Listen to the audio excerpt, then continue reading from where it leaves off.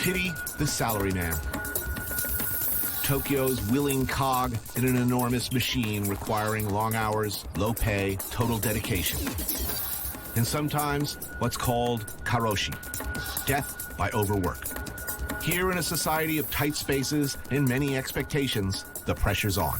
To keep up appearances, to do what's expected. To not let the interior life become exterior.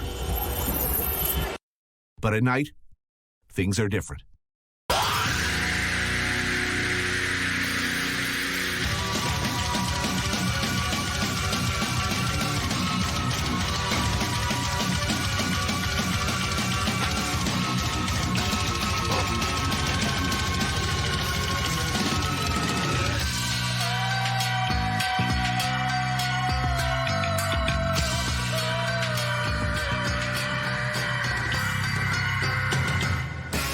I took a walk through this beautiful world.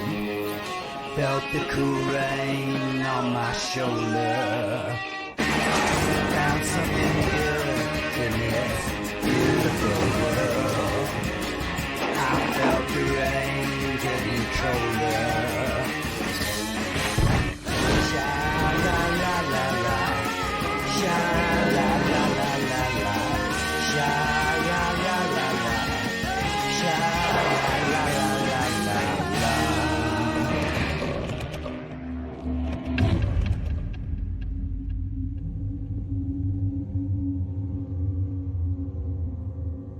What do you need to know about Tokyo? Deep, deep waters. First time I came here, it was a transformative experience. It was powerful and violent experience. It was as if it was just like taking acid for the first time, meaning, what do I do now? I see the whole world in a different way. I often compare the experience of going to Japan for the first time, or going to Tokyo for the first time, to what Eric Clapton and Pete Townsend must have gone through, the reigning guitar gods of England, what they must have gone through the week that Jimi Hendrix came to town. You hear about it, you go see it, a window opens up into a whole new thing, and you think, what does this mean? What do I have left to say? What do I do now?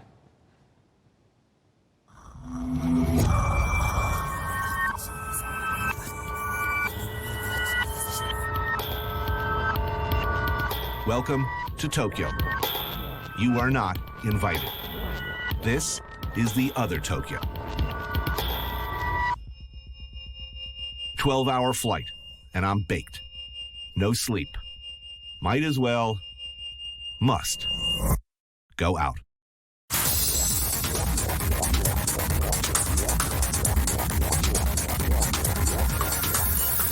The Kabuchiko district near my hotel has the advantage of being where the subterranean life, the repressed ids of the Japanese male, and some females too, comes out to play. Joining me is Japanese film producer and production manager Masa Kokubo. Always a good sign when protective chains separate entertainers from the soon-to-be entertained, right? Prepare yourself for the greatest show in the history of entertainment.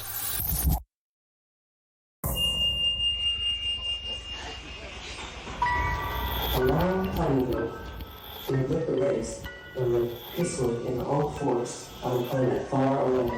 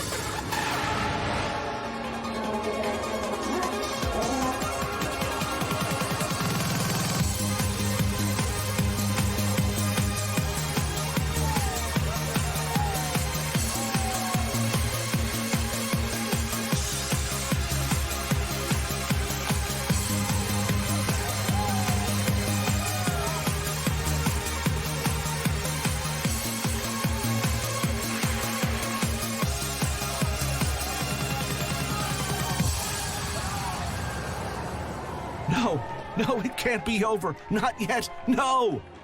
But yet it is, with a series of chaste high fives with the hardworking performers. Okay, I gotta tell you, I've seen Jimi Hendrix. Have you? I've seen Janis Joplin. I've seen David Bowie, Diamond Dogs. I've seen Colleen Dewhurst and Jason Robards in Moon for the Misbegotten, directed by Jose Quintero on Broadway. Oh. Considered one of the greatest productions ever in the history.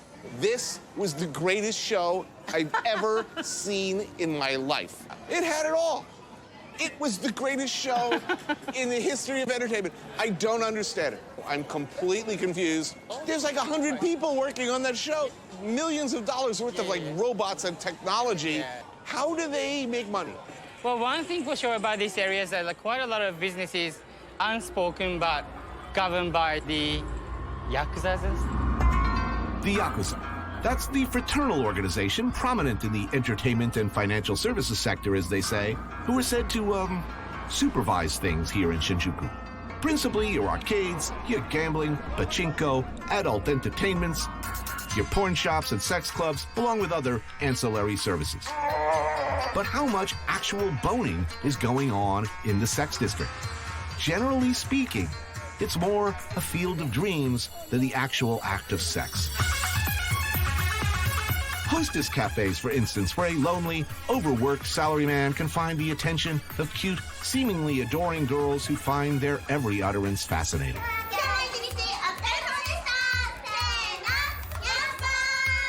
So now Hostess Bar is, I just want somebody to tell me I'm fantastic. Oh, you're so interesting. Your job is interesting. You are a very sexy man. Yeah. I don't care what your wife says. I think you're really interesting. Yeah. Penetration, maybe by a Q-tip in the ear, followed by a personal love spell in this case to make your tea taste better.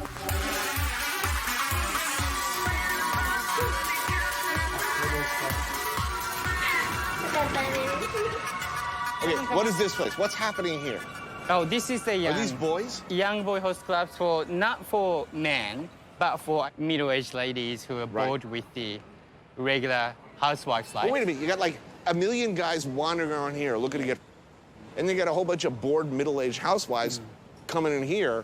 Spending quite a lot of money. Why don't they go to the same club and somebody will actually have sex? People don't like getting rejected, so they sort of like pay for their pleasure. And then they make you feel welcome, and maybe you can feel like, I'm not that bad after talking to those girls or boys. That's the saddest thing I've ever heard. Well, No, that's heartbreaking, dude. Is the business of Shinjuku dreams? it is more for the dream of doing so, which is never gonna happen. Really? All of this? I mean, it is a very enticing situation. I mean, look at this. Wait a minute. She looks like she really likes me. Look, she's got her tongue tucked up in the corner of her mouth. Who? Which one? Oh, no. That's a boy, though. Oh. Well. Whatever.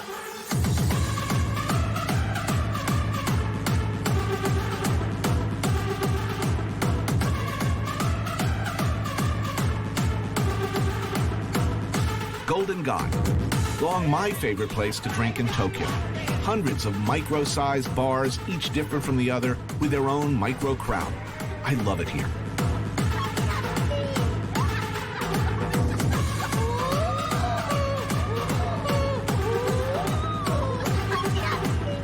No, actually, I've never been here before. Maybe I have, I don't know. This place is one of Masa's favorites, Bar Albatross. A few seats, strong drinks, the definition of a hole in the wall. Now, do people come here right from work, drink all night, and then go back to work? 仕事終わってすぐ来られて、やっぱ多いのはサラリーマン。 Oh, salaryman. Salaryman. Would a salaryman bring his wife here? あ、それは奥さんっていうわけじゃなくてですよね。さんのがなかなかね。 So, look, in America, the bartender is like a priest. So you come and talk to them? I can tell him all of my problems, and I could behave very badly, and he will never talk, ever. This is the contract. Okay. Absolute confidentiality. Do I have that kind of arrangement here now? こっから出さないようにしてもらえますかって聞いてますけど。あ、そういうことですね。それはもう秘密を守ります。 So I have his implied guarantee of total security. Yep. So if I came here with some dinosaur riding hoe in a bikini, What then? it would be. I'm not. Ma. No, you don't have to ask. It's okay. Oh man, this is a great country. Every chef I know wants to die here Is that about the food? because the food is awesome, and because I think all of us understand that we don't understand anything about Japan. And I totally don't understand the porn here. What way? Why is it okay? You can't somebody with a penis, but you can with an octopus tentacle.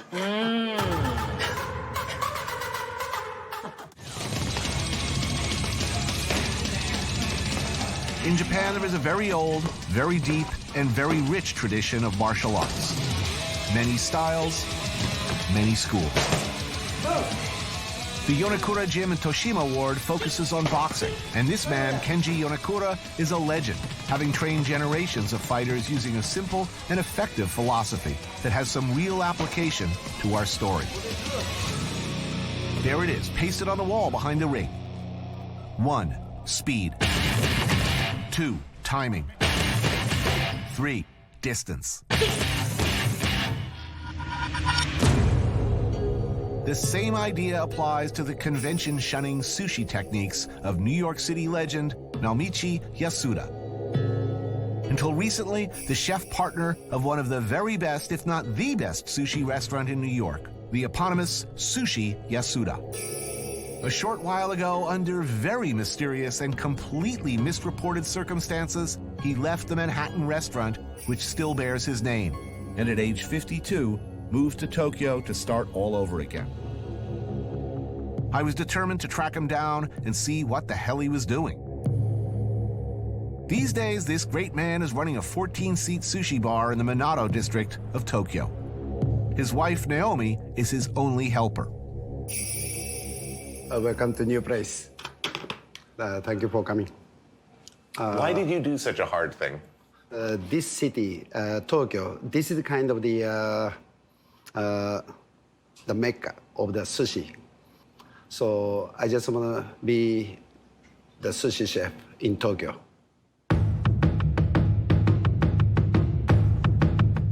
Yasuda is a friend, and my master in the sense that he's taught me pretty much everything I know about sushi over the years. He's a very, very interesting and complex man who constantly surprises. Tony-san, this wasabi is one of the most expensive wasabi. So I wait. Finally, this one goes to the discount box. Then I bought this. It's very French of you.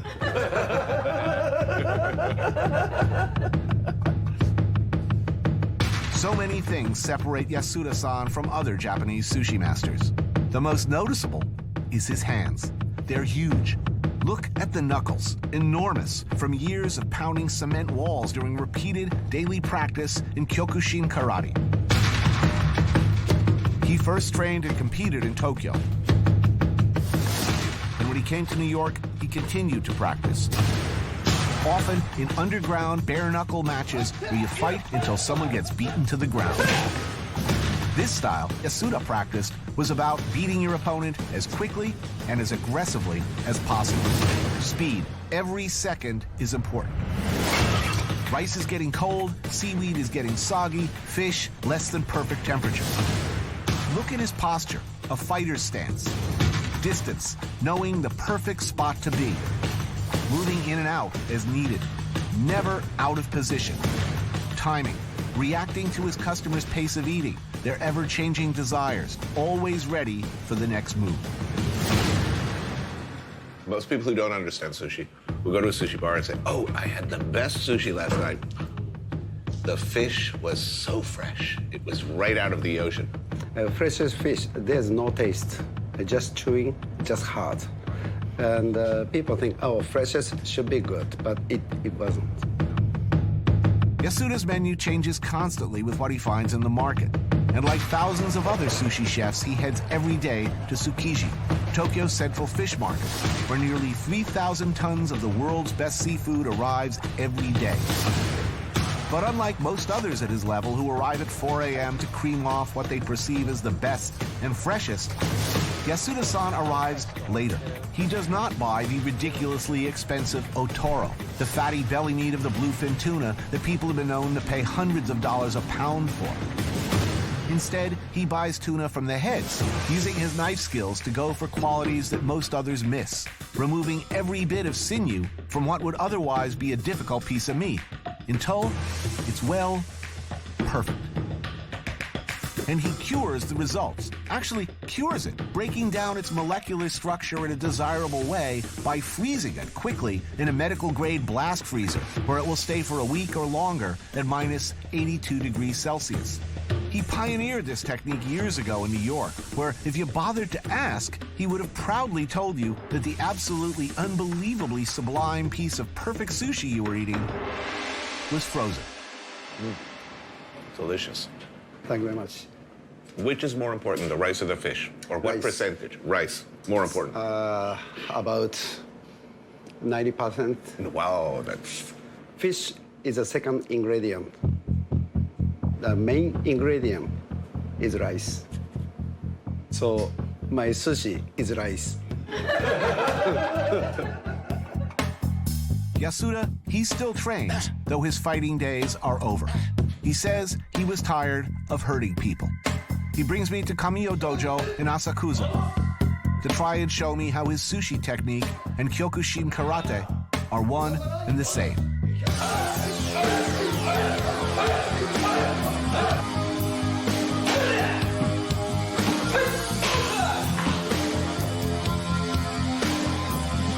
Nobuyuki Kamiyo, the master.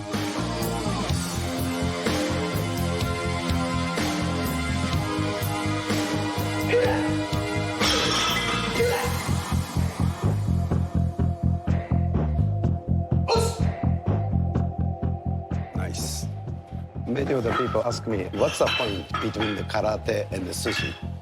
But this movement is so much good for the when I make the sushi. Because of the stance. The other different type of the karate, the stance is a little bit more upper. So this karate is a stance is a little bit more deep. This. So stand in front of the cutting board, little bit of the deep stance and movements. Deep stance and the body move this and watch to the vision from left to the right. Right focus. Move this, move this. Then watch this and watch this. This is one of the key. So this karate is my sushi roots.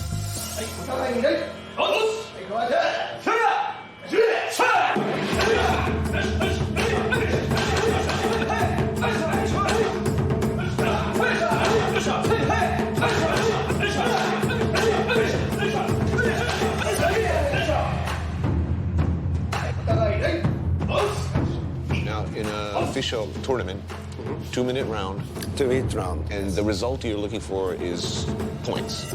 Points or knockdown. But 2 minutes fight or 1 minute fight, that's most hardest. It's underground. You can just work on their legs for 5-7 minutes to slow them down, then you go in. Yes, and no compromise, just do it. Whatever may happen, no excuse.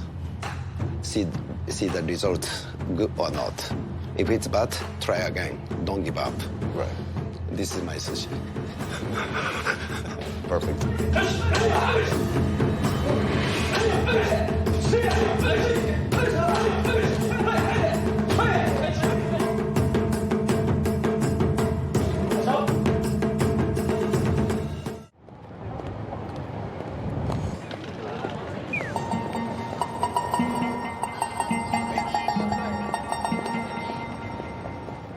Those who buy into the notion of Japanese women as shy, giggling, subservient victims of convention would be confused by Tomika. People, as everywhere, if you look deeper, can surprise you.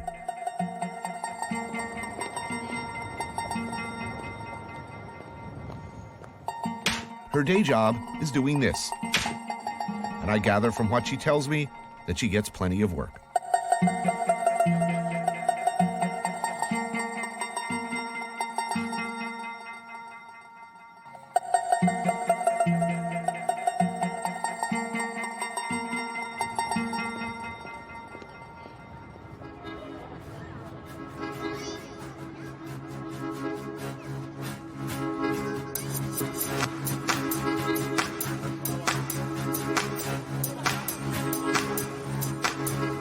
Taito Ward of Tokyo, another complicated warren of businesses layer upon layer, where excellent izakayas are well represented. Places where a hard-working salaryman can have a beer or some sake, or many beers and many sakes. And salty, savory, pickly, delicious snacks that go brilliantly with alcohol. Please.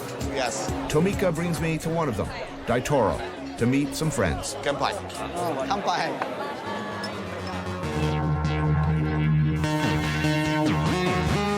There's kusaya, grilled fermented fish,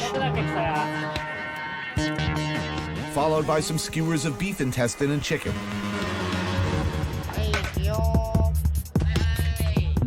This place is known for its motsunabe, intestine stew with miso, so we order some of that as well.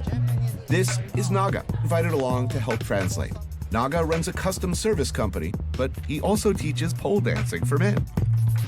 Then there's this man, Kinoko Hajime, one of the best-known and most respected practitioners, a master of shibari, the art of ropes, of beautiful knots, of what, for lack of a better word, we call bondage.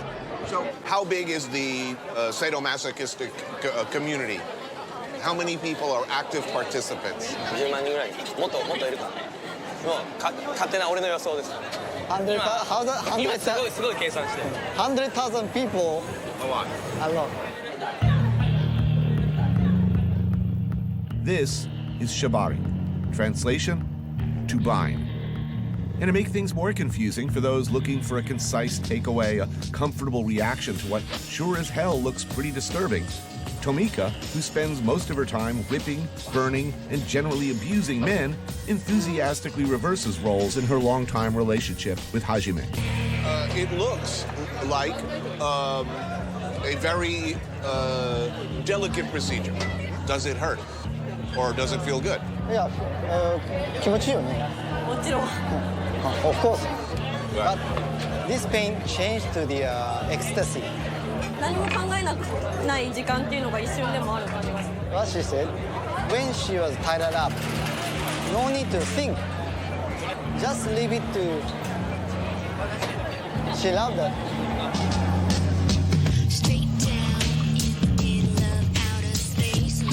Performance art, craft, fetish, or compulsion. It's an old and shockingly omnipresent feature of Japanese popular fantasy culture. Magazines, movies, even comic books, the intricate restraint of a willing victim is, well, it's there, not far from the surface.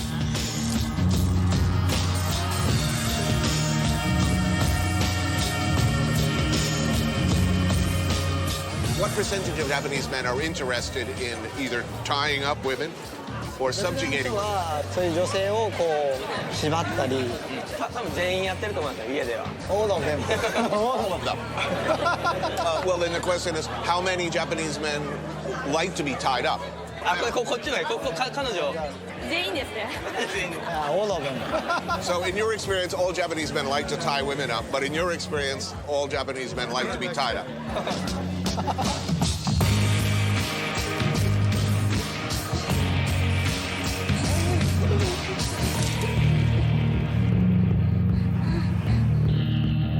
Who's more up sexually?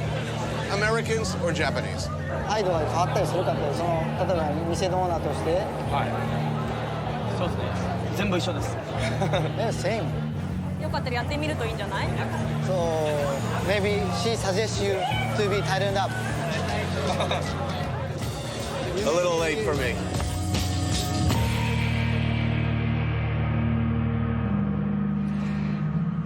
In America, where I come from, we are told at a certain age to put aside childish things. The action figures, dolls, and creatures of our imaginations.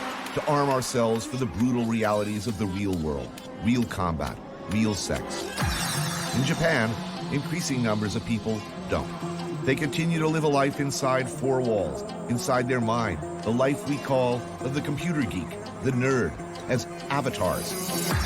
There's a name for it, a whole subculture of what's called otaku. Once a derisive term, now a proud identifier of the geek. One who has turned his back on the real world and finds satisfaction elsewhere. Manga, or comic books, hold a different place in the cultural landscape here and address different needs. There's yaoi, for example, otherwise known as boys love manga, extremely popular with teenage girls. Stories change, but the core themes are sexually ambiguous boys getting very friendly with each other. What legions of young girls and soccer moms find compelling in the thousands of these titles is something of a mystery to outsiders looking in.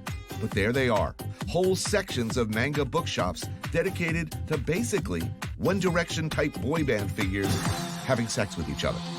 Yaoi isn't generally explicit, though it can be. Some of the most popular manga are, however, lurid, over-the-top illustrated stories of incredible violence, rape, murder, and sexual fetishism.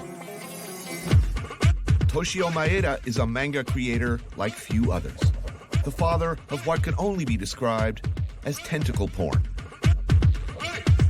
His 1986 manga Urotsuki Doji was about half-human, half-bestial space invaders in search of an evil supreme being.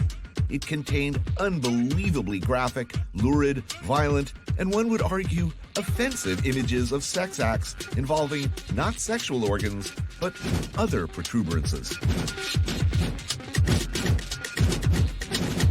It became a huge hit and has been imitated widely, both in other manga and in live-action films. A whole genre of lurid but extraordinarily well-drawn madness. At Meino Umi restaurant, Toshio tries to explain. You know, this girl seems like a high school girl. So, basically, it's forbidden.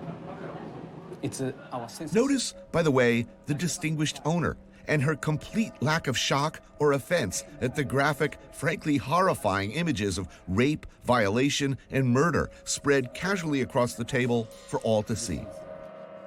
Japanese manga, ones that everyone reads on the subway home even, well, they're different. The big breakthrough was you couldn't draw penises, you couldn't draw specifically orifices, you couldn't actually show humans penetrating each other. In Japan, Right. it was a big no-no at that time. So I invented tentacles to be evasive about the law. Also demons. Demons. Demons. Yes. It's fantastic. Whether you meant to at the time, you absolutely changed the world of manga. You created an entire spectrum of pornography that didn't exist before. I mean, if you go to YouTube now, there's tentacle manga. There tentacle and demon manga. There is tentacle and demon anime. A lot. Oh, that looks good. For dinner, there's katsuo no tataki, fresh bonito seared quickly over flame, arranged in bite-sized pieces, garnished with daikon, fresh greens, sprouts, and ponzu. Toshio comes here often for the tomato nabe, commonly a favorite of sumo wrestlers as part of a weight gain diet. Basically, it's a hot pot of meat and vegetables. Chicken, pork, beef, fish balls keep getting fed into the pot, usually alongside much beer and rice, adding that much-needed bulk-up factor so important to sumo wrestlers and cable TV hosts. So appealing to the hidden desires of a manga buying audience. Men want filthier, dirtier, more violent. In Japan, you can't be rude in public, Right. but you need to just, I can say that, letting off steam. Right. So probably the manga is the one way to do that. What do women want? Generally speaking, what do women want in manga? Yaoi. Yeah. Yeah, boys love. Because probably don't have enough experience to do that with real men. But nobody's going to the fish market and asking for live octopus. Probably not. Probably not. The pop music scene in Tokyo is not that different than ours, with an accent, though, on pretty boy bands, pop idols, tween stars. Generic, industry-created crap for the most part. Like I said, not so different than us. Picture an army of Miley Cyruses, or would that be Miley Cyri? Going against the grain are a few lone heroes, like Merging Moon. 2 self-released albums and no hint of a record deal. Damn Suits, what do they know? Lead singer, you. Sweet, shy, pop-friendly, Lilith Fair, no.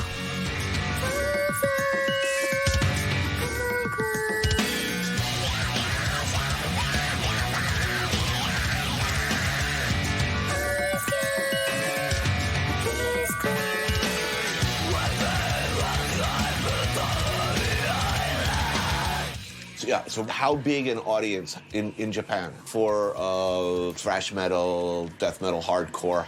We had Ozzy Osbourne's Ozfest this year as the first time in Japan.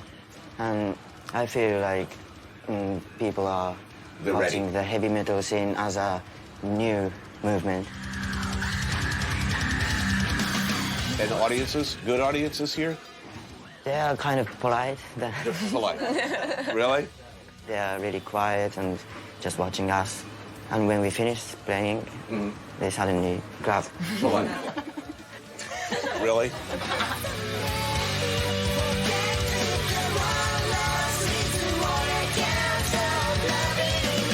You know, when I look at popular music, the stuff that's selling millions of records in America, it makes me angry, actually. Do you mean that you sometimes get angry with some people? Yeah, if I see Nickelback, I want to kill myself. Okay, I want to kill them, and then I want to kill myself. And then I want to kill everybody who listens to them. Okay. So like that. What's so funny? It's true. Like, I mean, who do you hate? What band do you hate? What a band that I would know. Who's the worst band in the world? The worst popular band in the world? Who? My Chemical Romance. Oh, My Chemical Romance, yes. Hate them. That's a good one.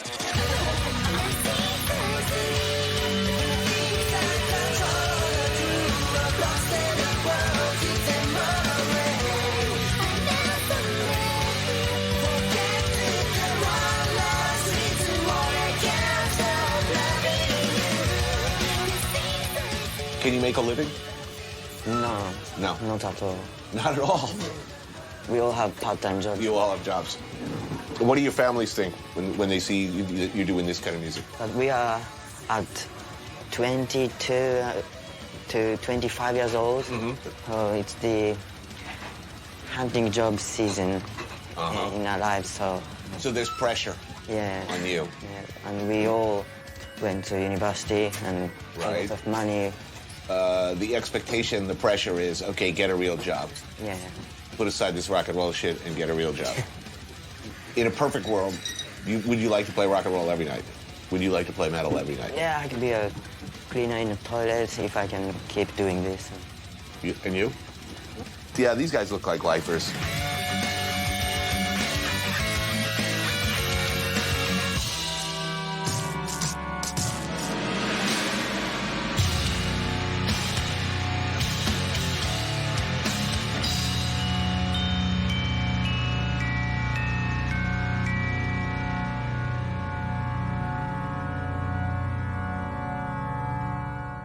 Tokyo may well be the most amazing food city in the world, with a nearly unimaginable variety of places stacked one on top of the other, tucked away on every level of densely packed city streets.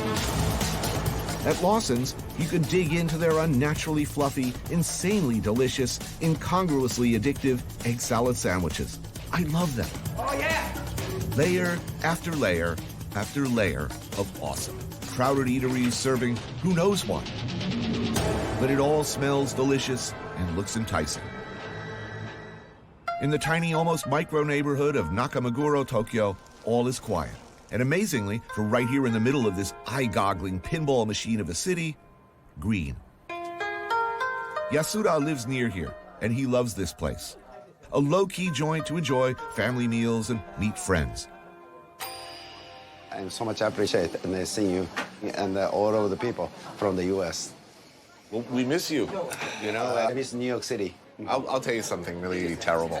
Every relationship I've ever had with a woman, at some point, very early on, I bring them to Yasuda in New York. And I would watch how they eat. If they talk too much, if they didn't understand how to eat sushi, if they did not eat the uni, we will never have a relationship. That's it. It's the end.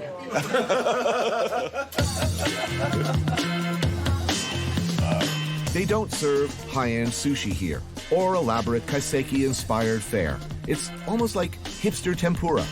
This style of food is known as kushiage, skewers of delicious things dipped in batter and fried perfectly. Yasuda-san orders up shrimp and basil, lotus root, octopus, and pickled quail eggs. We also have to have their take on okonomiyaki, a type of egg batter pancake that can be filled with many things. For us, it's squid and brushed with Worcestershire sauce. Wow, that's awesome. I've been coming here for many times, but this is the first time to eat. Okonomiyaki, yeah. Love this dish. You lived in New York, what, 14 years, 18 years? 27 years. So since 1984 to 2011. 27 years in New York. That changes a person. Yes, very much. You're a New Yorker now. Yes. What was the hardest thing to get used to when you first came here? Culture. The culture. Yes, culture is so much different between the U.S. and here. And Manhattan is so interesting, always. I never ever get boring. That city... Look, I never get bored, and I always learn new things in Manhattan. But there's 15, 20 different Manhattans in Tokyo, to me. I mean, if you... Shinjuku, Shibuya, Roppongi, from my perspective, these are completely different cities, even building to building. Pachinko down here, nightclub for men, nightclub for girls, nightclub for rock and rollers, hair salon. But all up, 50 different businesses in one building. Yes. One building. I could spend the next 5 years just doing shows on this one building.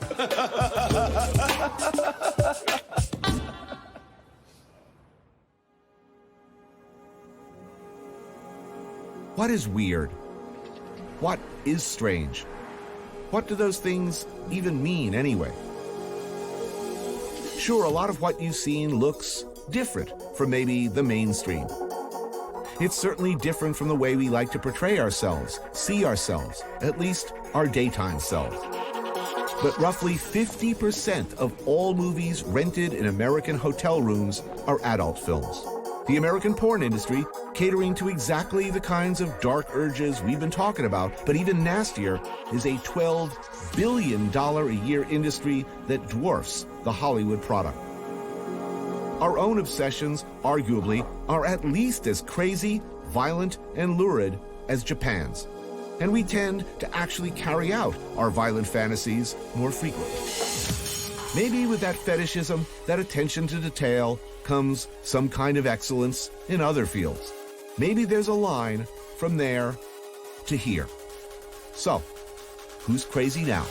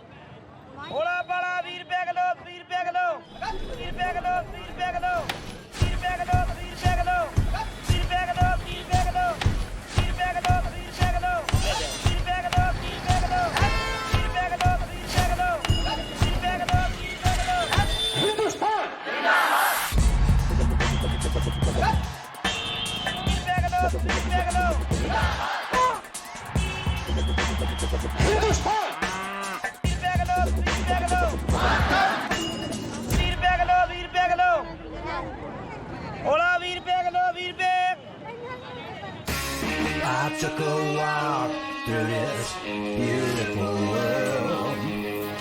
Felt the cool rain on my shoulder. Found something good in this beautiful world. I felt the rain getting colder.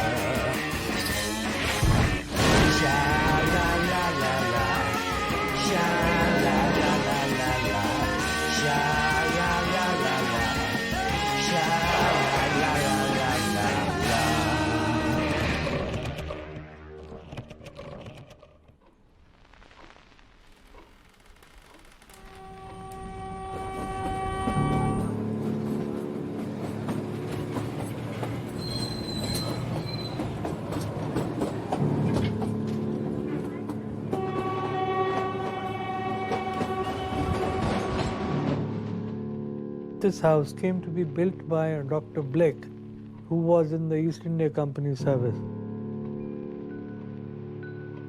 My grandfather came to be nominated to the body called the Council of State, which used to be a part of British India. It was another time, one that few still remember.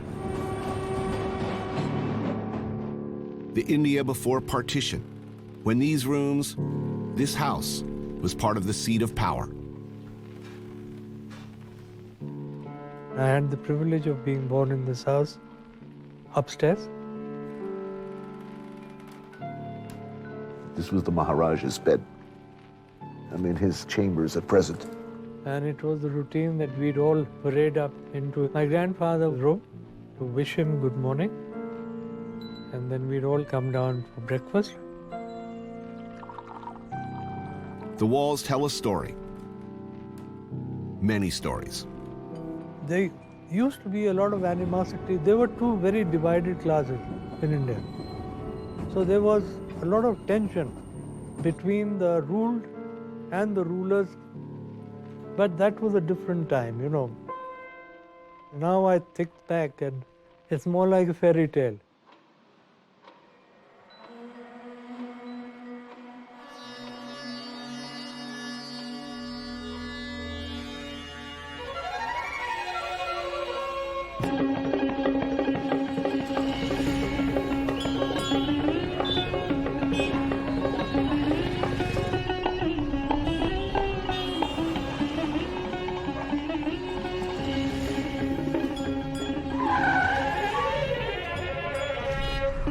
Day one in northern India near the Pakistan border.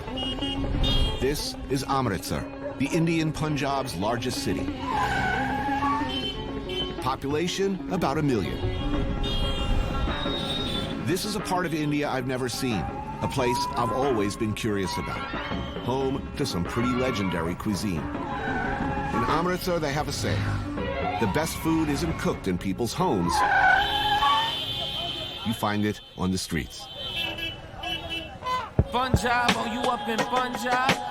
Peace to my Delhi fam in Karova. And Tony, you a OG. Jiski Bibi Moti. Probably got fat off the makki di roti. Don't take tension, don't be fussy. Sit back, relax, have a cold glass of lassi. Punjabis are known for their adventurous spirit, as brave warriors who spread throughout the world bringing great food with them. Don't worry about no traffic.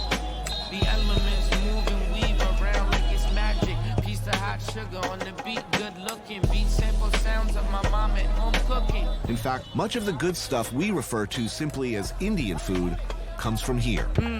Like fine at my mouth. Peace to my brother Tony Kano from No Doubt. Beat made from the lower in the cooker city. Golden Temple, Amritsar, hell of a city.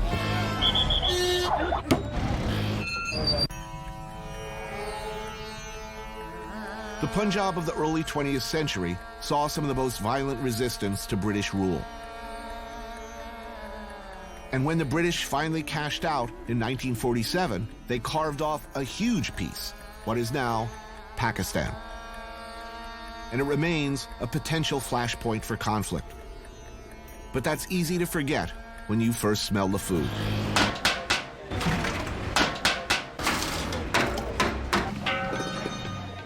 Good. There we go.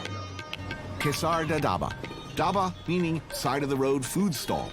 And there are like countless dabas to choose from in this town. But this one is legendary. See Tony eat vegetables. And like it. You eat around this part of the world, Punjab in particular, get used to eating a lot of vegetarian. Chickpeas, dal. And India is one of the few places on earth where, even for me, that's not a burden. Ooh, what's that? Oh, I'll take that. Yeah, right here, my good man. That's good sod.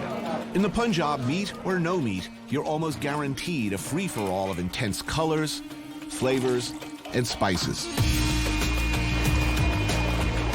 Unlike some of the joyless vegetarian restaurants, in my sad experience, the vegetables here are actually spicy, all taste different, different textures, and served with extraordinarily good bread. It's got this multi-tiered, crispy on the outside, chewy in the middle. It's a whole different experience. If this was what vegetarianism meant in most of the places that practice it in the West, I'd be at least half as much less of a dick about the subject. Look, hippie, if you made bread this good, I might eat at your restaurant.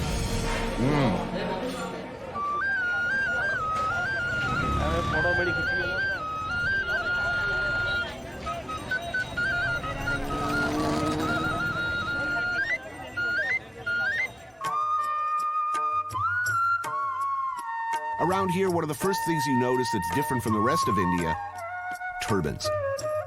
Everywhere. The symbol of self-respect, bravery, and spirituality for Sikh men. Amritsar is the home, the spiritual center of the Sikh faith, the world's 5th largest and maybe most misunderstood religion. In the heart of Amritsar stands the majestic Golden Temple, the Sikh equivalent of the Vatican.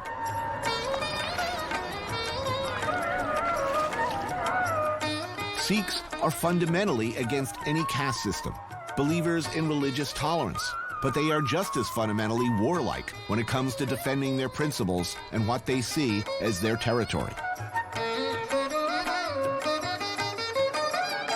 Welcome to Golden Temple. Thank you.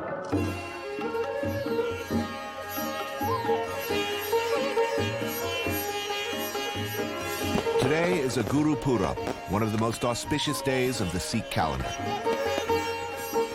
Pilgrims from all over the world come to worship, walk the perimeter, and bathe in the holy pool. All are welcome, of any faith or caste, to remove their shoes, wash their feet, cover their heads, and take part in a simple meal.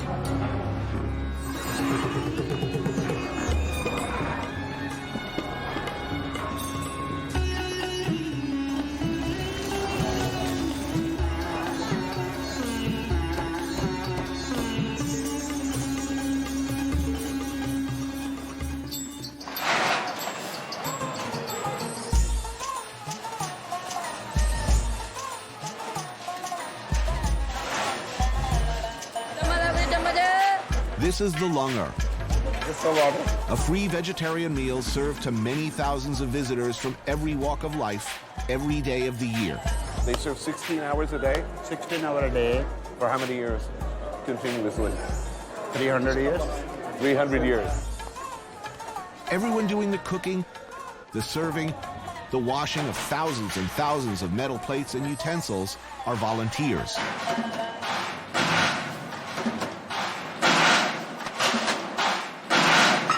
The sound is extraordinary.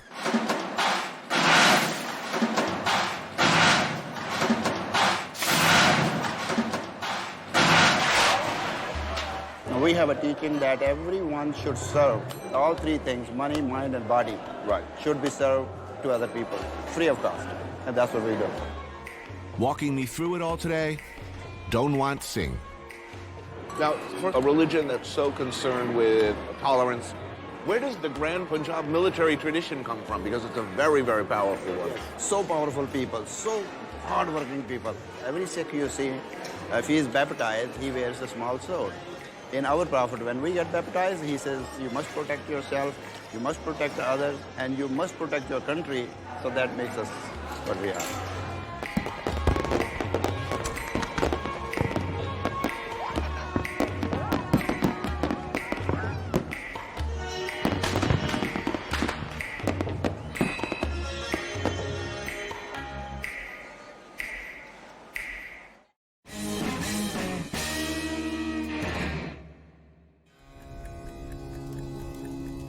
Morning. The smoke from countless burning fields covers Amritsar in a thick haze.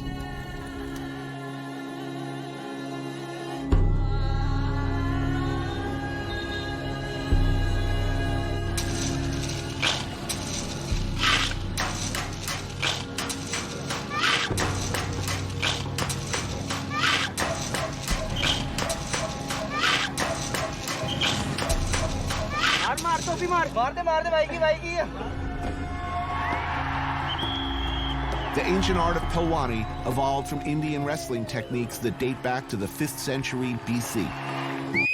Ready, start.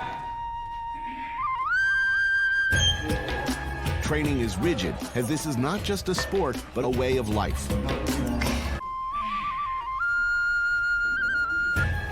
Wrestlers live and train together and have strict rules of diet and personal conduct.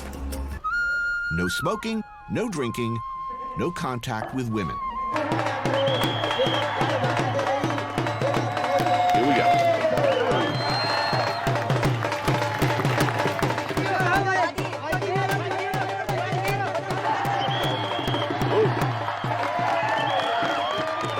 I took high school wrestling, actually, so that I could get out of gym class. I was a dirty, dirty fighter.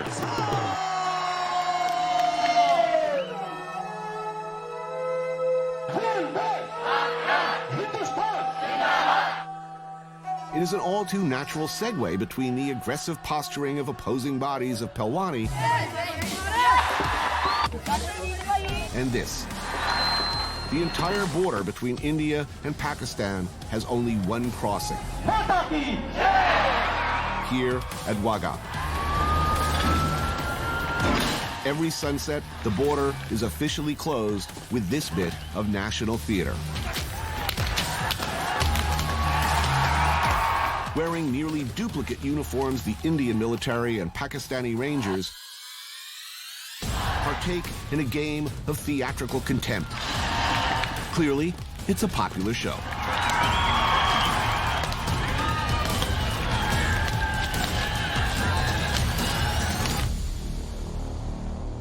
So where are we? We are right next to Pakistan. India and Pakistan were once one country, ripped apart in one of the hastiest, ill-considered partitions imaginable. Beyond there, no more fence? No more fences. So it's, once you get past there, Yeah. you can go straight into Pakistan if you yes, want. Yeah. So See, they're- the they're- problem is, the thing is, India is trying to stop people from coming in. The infiltrators, drug dealers and terrorists. Uday is working on a documentary about the India-Pakistan border. Right. No one wants to go into Pakistan. No one wants to go into Pakistan. No one wants to, in their right mind, wants to go into Pakistan. Well, really? That's a fairly decisive statement. So they put up the fence, but the fence is on the Indian side. Yeah, it's 150 meters from the border. Right. So beyond that fence, still Indian farmland. Yes. So people who live over here can farm over there. Can farm over there. The Punjab is a fertile region in an otherwise very dry country. This is India's breadbasket. With over 1 billion people currently residing in India, every inch of fertile Punjabi soil has great value. These are people who owned land over there. Yes. Then they put the fence. Yes. Suddenly your life became difficult. Exactly. They are restricted by many things. They can only grow some kind of crops, and they can't farm more than 8 hours in a day. How long does it take to get back and forth? The border security force mans these gates, so they have times, when they can enter and come out.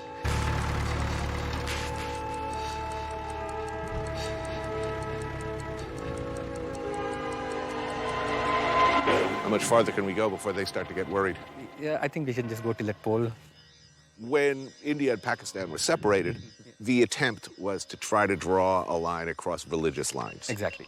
Drained by the colossal task of fighting 2 world wars, in 1947, Great Britain decided to end their nearly 200-year rule over India. In an attempt to prevent what the colonials saw as an inevitable civil war between Hindus, Muslims, and Sikhs, the British commissioned Sir Cyril Radcliffe, a lawyer from Wales, to draw up a new border.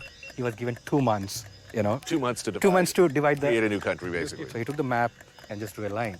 People died because of the displacement. Unofficially, they say it's 2 million people. When Jains fight, the minnows get trampled upon. In one of the largest exchanges of populations in history, many millions of people fled their homes. Almost immediately, religious violence broke out on a mass scale. This is exactly what the partition had been intended to avoid. Do people here still have families over there? Yeah, they do. When the line was drawn, there were villages which were split into half. There are some houses where you enter from India and you exit from Pakistan. Really? Yes. Wow. This part of Punjab and that part of Punjab, they were one state. So the culture, the Similar. eating habits, everything is very similar. Well, that's a popular metaphor for India. Pakistan is twins separated at birth. They were never twins.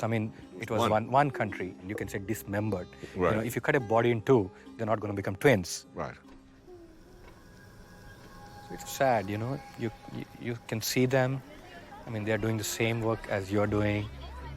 They dress the same, they look the same. But that you can't talk to them.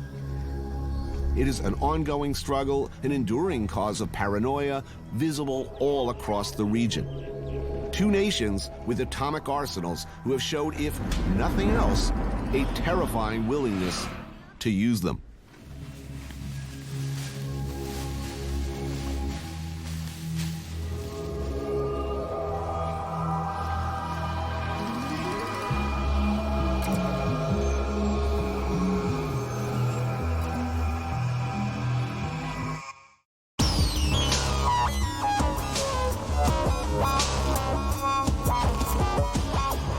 From the horrific 2006 train bombings to the militant attacks in Mumbai, the threat of terrorism along this border is a daily concern.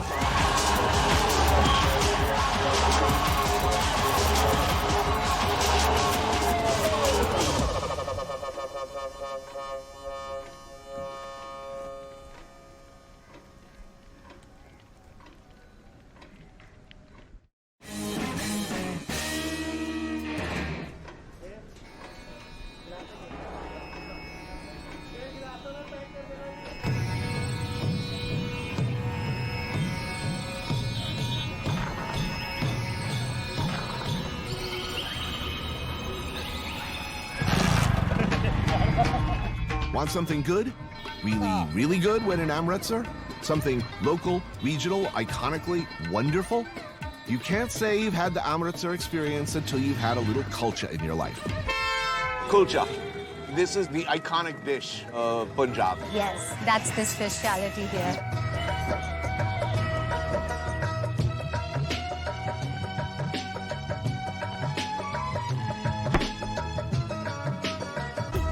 Kulcha, a perfect little flavor bomb of wheat dough pressed against the side of a very, very hot clay oven, slathered with butter, and served with a spicy chole, a chickpea curry, on the side.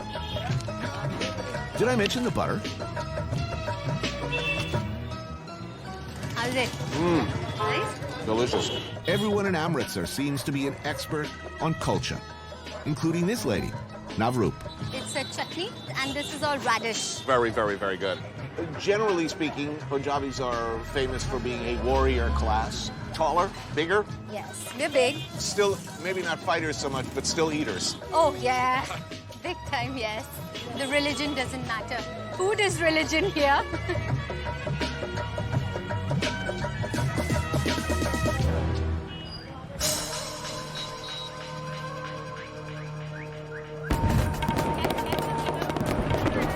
First time in Amritsar. What are you feeling this place? Checking off my list of things to do in the Punjab, I gotta score some animal protein. It's time. I've been going all Morrissey for like 2 days now, and frankly, that's enough. I need chicken.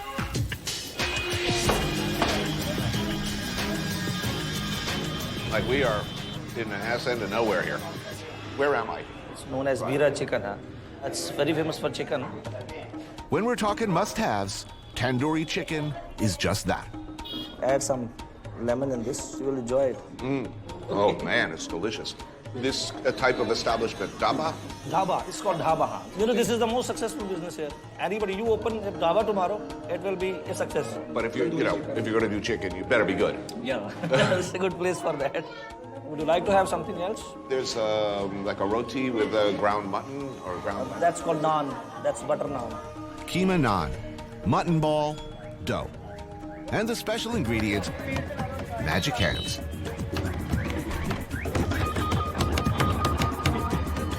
And believe me when I tell you, this shit is good. So good that people snap it up the second it comes out of the tandoor oven. Hey, that's mine. Is it good? They're sensational. Wow. People do love their food. Definitely. I love eating. The movies and television in this country is fantastic. Thousands of films are made per year. I don't even understand what's going on. I mean, everybody dances and sings. I don't get it.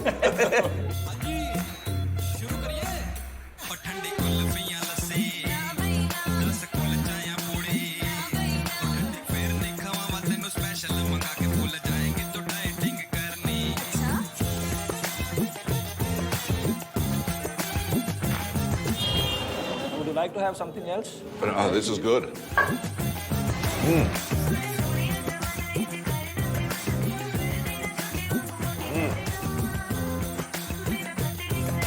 Oh, yeah. Wow. Oh, yeah.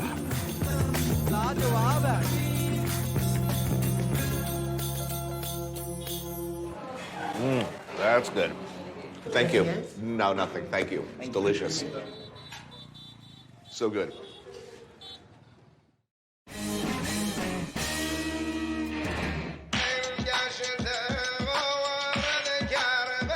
Leaving the fertile plains of the Punjab behind, I'm headed out towards the Himalayas.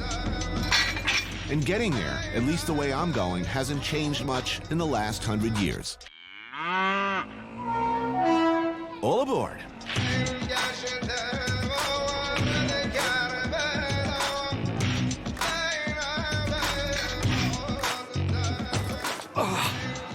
This is going to be suboptimal seating. Yeah, I don't think this reclines. Thank God they have relaxed attitudes towards prescription drugs. Before you enter the gateway to the Himalayas, you better self-medicate.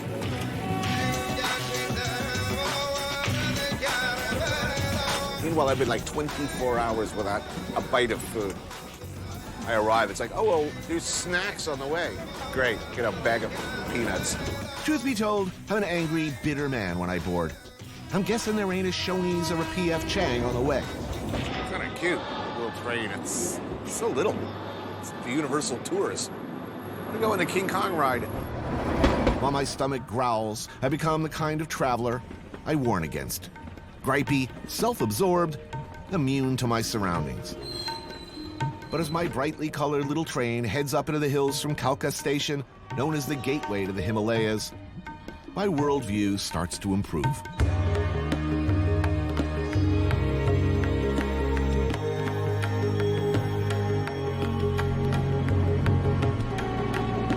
The unnaturally bright colors of India start to pleasurably saturate my brain.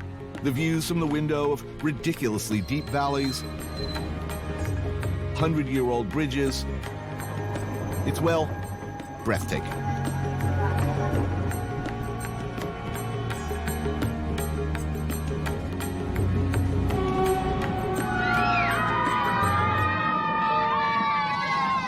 My fellow passengers, too, are irresistibly charming. The school kids in their uniforms cheer in unison every time we pass through one of the tunnels.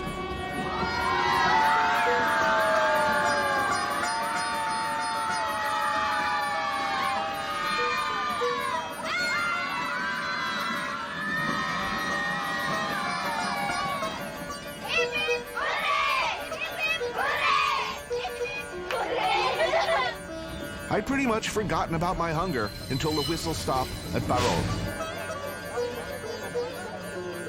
Can I have one of those and 2 of these? This place is named for a Colonel Barod, the British engineer tasked with building the line up to Shimla. Thank you. The station and the adjacent tunnel bearing his name are rumored to be haunted. It's delicious.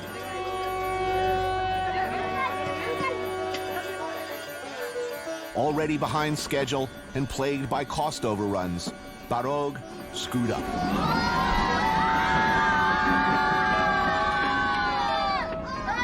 When he realized the 2 ends of this tunnel didn't meet in the middle, he shot himself.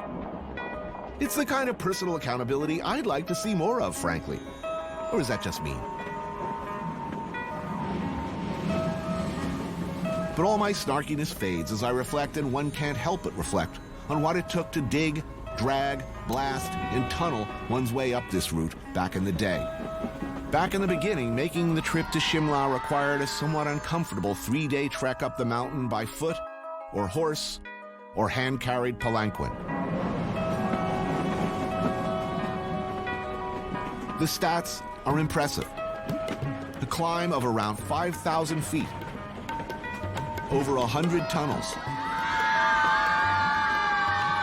more than 800 bridges.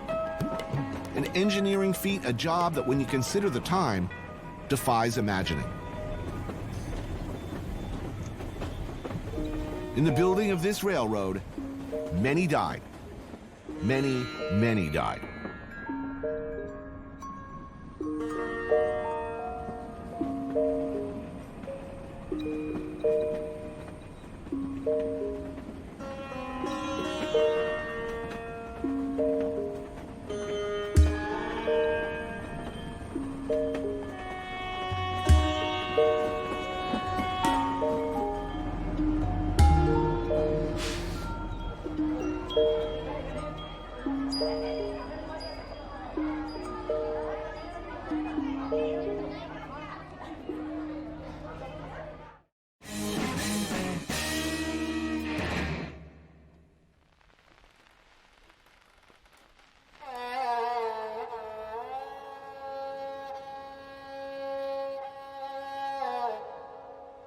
When you look at that painting,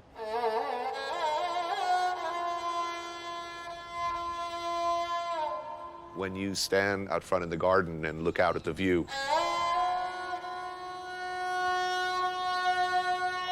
can you picture the way it was? I've been to many places where it reminded me of what Simla had been when the British first came and settled there. I have a penchant for such places. It is a kind of a throb that I feel. Fond memories of British rule? Maybe not what you'd expect to hear. But Kawa Ratinjit Singh, that's Reggie for short, his family was different. Indian royalty with palaces, the 1% of the 1%. So life for Reggie as a young boy was, relative to the millions and millions of others his age, enchanted.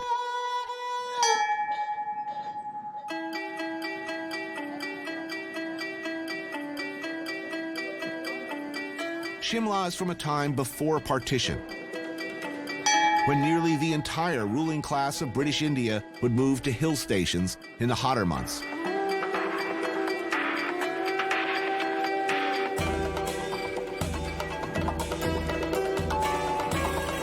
Shimla was once known as the queen of all hill stations. Here, the colonials created England in miniature, complete with Tudor architecture, rose gardens, afternoon tea. My grandfather, it's very difficult to describe what did he do. Well, quite frankly, he did nothing. But he entertained hugely. Garden parties, fancy dress balls, elephant hunts.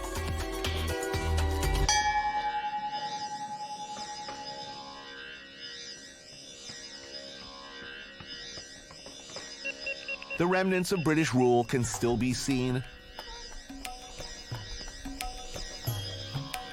and felt. This is particularly true of one house, Chapsley.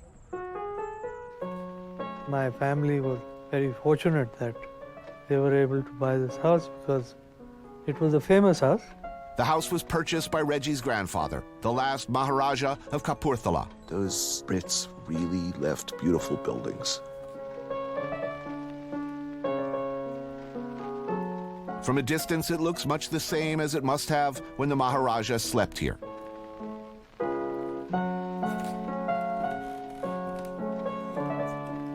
Check out the tub.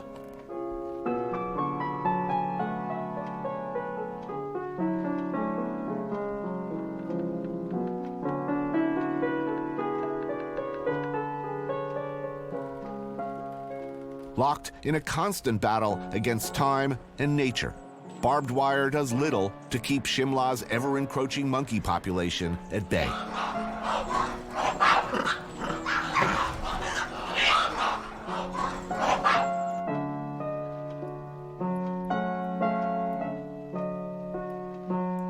Stripped of their wealth and their kingdoms, the one-time royals all across India have had to either sell their estates or like Reggie, turn them into hotels and guest houses in order to hold on.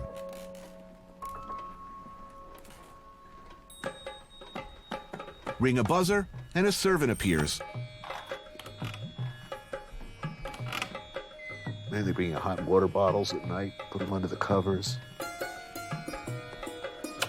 Butlers keep popping in, build a nice fire.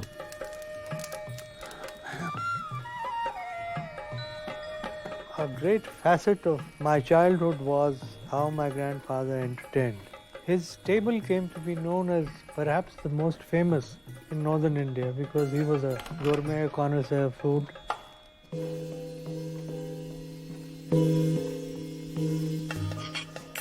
Tonight, dinner at Chapsley, an elaborate Anglo-Indian menu from Reggie's childhood. I'll put on my apron first.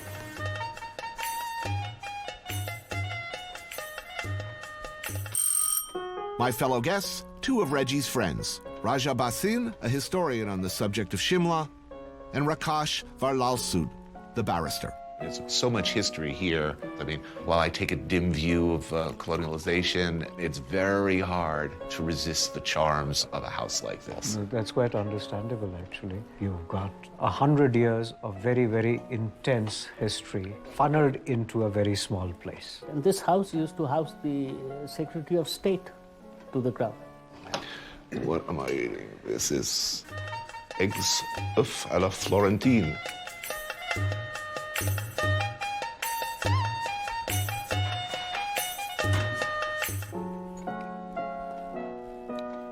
Oh, that's good.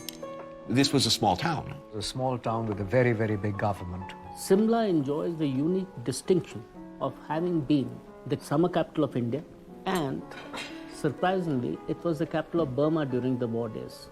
So here you have this tiny little village up on the hill, connected to the rest of the world by a narrow mountain path, and they rule approximately a fifth of the human race for 8 months every year. In today's context, it would almost seem bizarre. Mulligatawny soup, classic example of what we think of as Indian food in the West, but not at all. This was originally a soup made by Indian chefs to accommodate British tastes, is that correct? It was something what you would call halfway between a regular dal, a lentil, which you would eat, and a broth. The glassy chops. Mutton, glassy chops. Basically meat cooked in its own fat. And it would have a lot of curry on it. It's a misnomer. This meat is not actually mutton. It is chevron. Here, back before the rail line, it would be a difficult trip. Yes. But once they were up and running, I mean, there were many servants to look after your every need. You had a fireplace, a hearth in every room. And people on the regular payrolls whose only job was to shoo monkeys off the grounds. Wow. You'd be carried around in palanquins, little box in which you sat in a curtained box. This man would go stamping his staff in the ground and the bells would jingle and the common folk would give way. And normally they were not even supposed to look in the direction. Mm-hmm. It was bad manners. Right. It wasn't easy for the people who built the town. It was India that paid the bill for all this grandeur, for all this pomp, for all this show. They did it at our expense and with our money. At the end of the meal, there's coffee, brandy, and cigars in the sitting room. As one does. Or once did.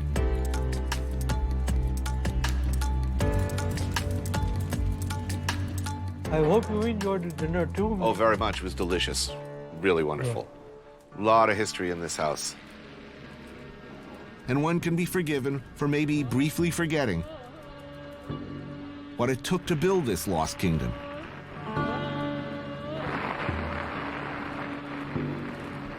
And how much the world has changed around it.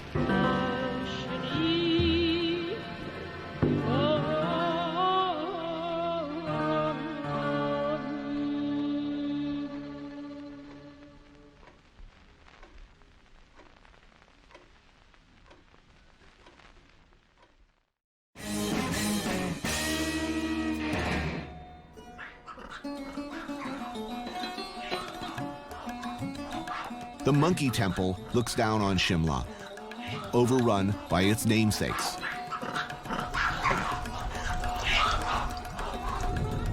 Twisting up further into the Himalayas, I find myself at a place known as the Land of the Gods. Nearly every village credited with having its own deity. Getting there, you might well have an opportunity to meet one of those deities as you tear around narrow, guardrail-free mountain roads overlooking terrifying drop-offs. I could do heights, like, you know, I've done the jumping out of planes thing a number of times, but I feel it, you know, like looking over a precipice like that one, I feel it in my knees. Ooh. You know, like if my knees could vomit with terror, they would be. They'd be vomiting with terror right now. They should have little underwear stops on this road, you know, where you could like get a fresh pair. Every couple of miles, it's like, ooh, that was scary. Overloaded buses, water trucks with worn brake pads, aggressive truck drivers can come wailing around the corner at any time. And they do, about every 2 minutes. Squeeze your cheeks tight and close your eyes. Oh, the enchantment of India.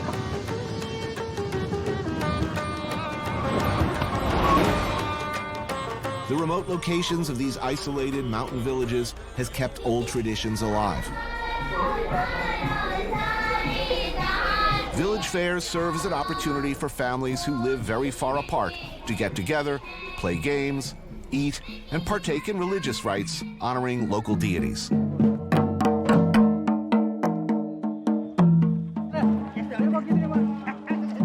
Quite a ride getting here. Yeah. How do you enjoy that road? White knuckles. Meet Hashim. He runs motorcycle tours through these parts. The Himalayas, it's the holy grail of motorcycling. You're traveling almost 1,500 kilometers on a trip. It's so unbelievably beautiful and diverse. So we got here vegetable curry? Yogurt-based curry, quite typical in these parts. Vegetables again? Surprisingly, not a problem. That's good. Yeah. This is one of the few places in the world that I could eat vegetarian every day. Yeah. And still be happy. Most of the people in this community, farmers, farming, agricultural. Yeah. What are they growing? They do a lot of corn, potatoes, peas. And weed. People growing marijuana here. Yes, loads of it. Loads of it. As an export product or for personal use? For everything. Mix of everything. So you think you want to go check out the fair a little bit? Yeah, let's take a walk through town. Yeah, See what's going on. Predominantly an occasion for all these mountain villages to come together and, you know, socialize. Because, I mean, people are busy in their farms. They're not going to come and walk down and socialize with people. But this, you know, because it's autumn, everyone is done with all the agriculture. Right. Now they're just bedding down for winter. There's a lot of romance in the air.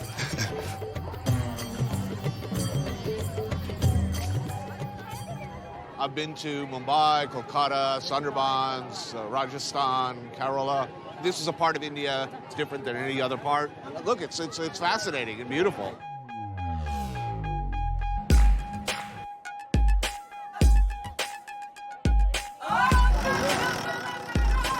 Oh, yeah. Sweet.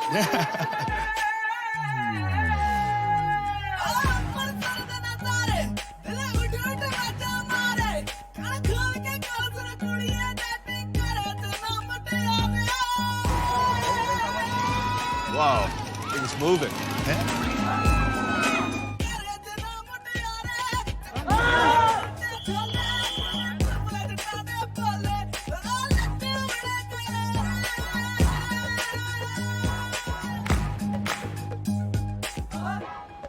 Voila.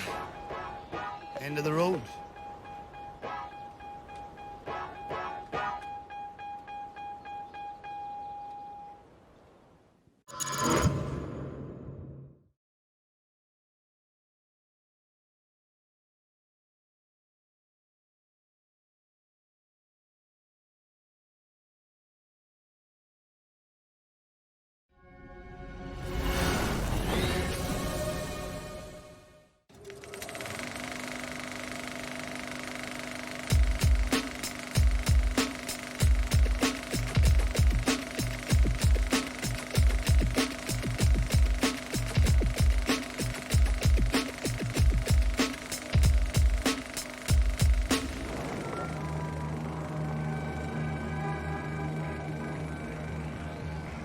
I remember the moment I first realized I'd been living my whole life in black and white.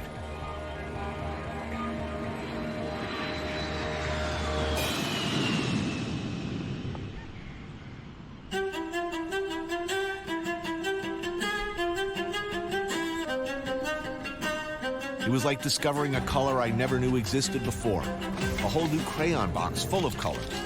That was it for me. From then on, there was no putting the pieces back together, no going home. Things were different now.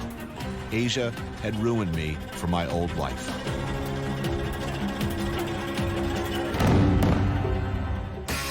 I took a walk through this beautiful world.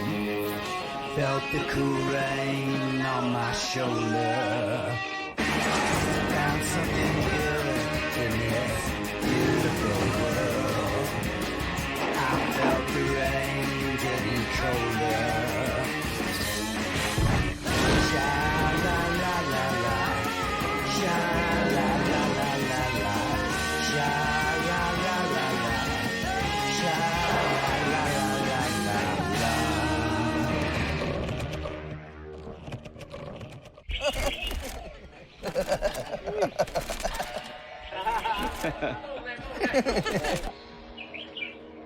Whiskey for farmer. Oh, that's good. This guy's trying to kill us. They make more than 100 bottles a day, so 30,000 bottles. See, that's a lot of. That's a lot of. Did I do that right? Yeah. Or have I had too many whiskeys? How did this happen? How did I get here?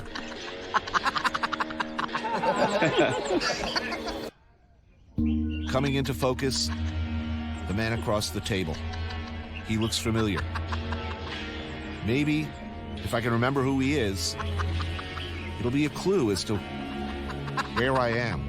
Okay. Right, Andy. Andy Ricker. The white guy who cooks awesome Thai food. Is it pretty spicy? Put that in there. The Pok Pok in Portland, restaurants in New York. Andy's made a name for himself faithfully reproducing the cuisine of northern Thailand. The good stuff that comes from places like here.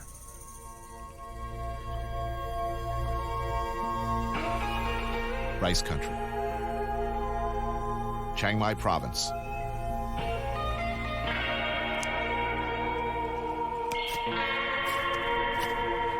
In this part of the world, you live and die by the harvest.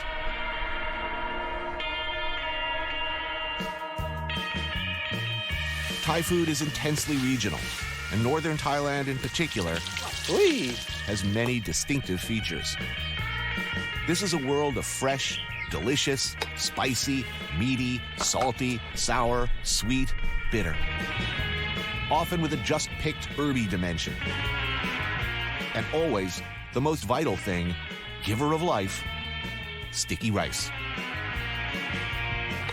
Andy here is constantly back and forth from America to Thailand for nearly 25 years now, looking for recipes, techniques, digging deeper and deeper into an amazingly complex and widely misunderstood cuisine. And getting his ass chastised by a few aunties as he goes. Okay.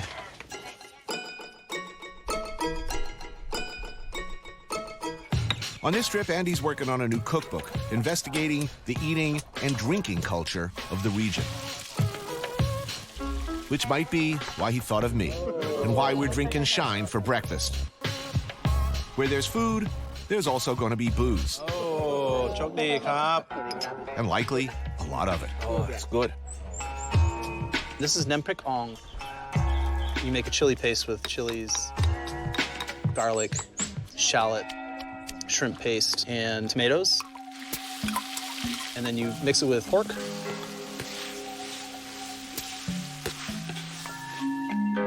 That's for you. Okay. Oh, yeah.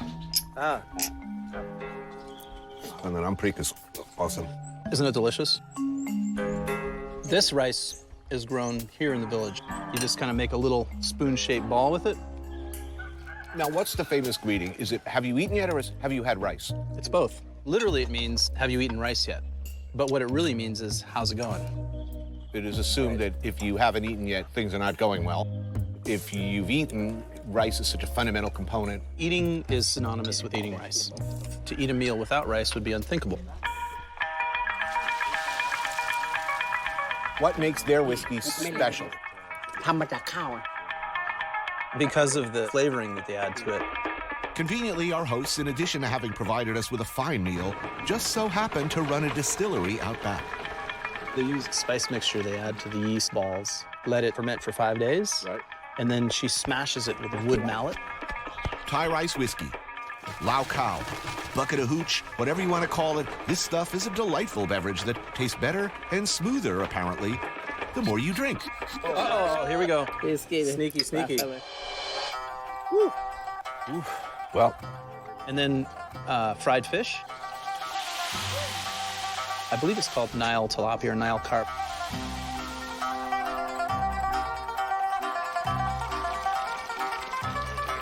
They just salt the hell out of it and then deep fry it.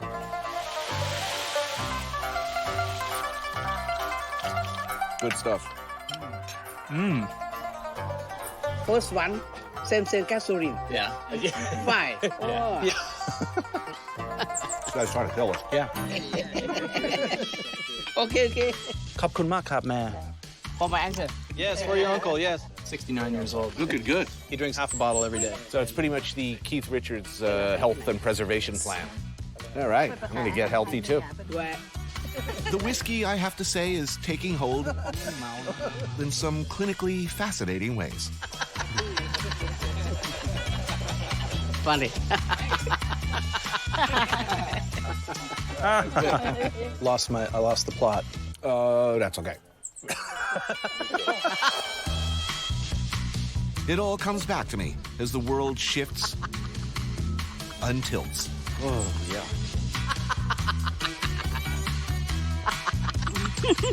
I know I've been looking out a whole lot of hotel windows these days, struggling to figure out where I am.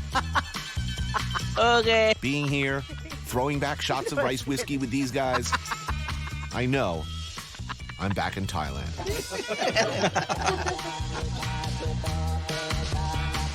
Not just Thailand, but northern Thailand. Once known as Kingdom of a Million Rice Fields, it's a fertile, green, and gorgeous area, home of the ancient Lana people. Welcome to Chiang Mai Province, tucked up near the borders of Burma, China, Laos, India not too far away. All of them have left their mark on the food.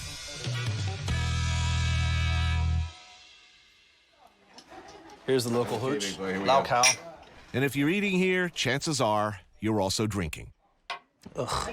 Compared to the stuff we had this morning, this is substantially more harsh, I would say, and less fragrant. The village of Mayon. And this place is called Him Tang. How did you find this place, Ben? We're in the middle of nowhere. It's a very popular place. A restaurant showcasing one of the distinguishing elements of northern Thai cuisine, the heavy use of animal protein. You see the local people, they're lining up. Here in northern Thailand, pig reigns supreme. So most of the stuff we're eating here is made out of pig. Okay, so what did you order? Grilled pigtail. That sounds superb. Yeah. Yep. And then we ordered some saiwa, northern Thai herbal pork sausage. Oh yeah, I'm on that. Brain, some pig's brain. Yeah, I'm not a big brain fan. A custardy sort of texture, coupled with a sort of nutty taste. Frankly, I'd sooner grab a big handful of nutsack, so to speak. It's mixed with a curry paste and some herbs and stuff, thrown into a banana leaf and then grilled. It's like eating scrambled eggs. You'll love it. Then we ordered lu, raw blood soup. Raw? What do you mean? They don't cook it in the... They do not cook the blood. They put it into a hot soup? No. This is raw blood. Really? There's two kinds that you can get here. One is the addition of ki-on, which means young shit.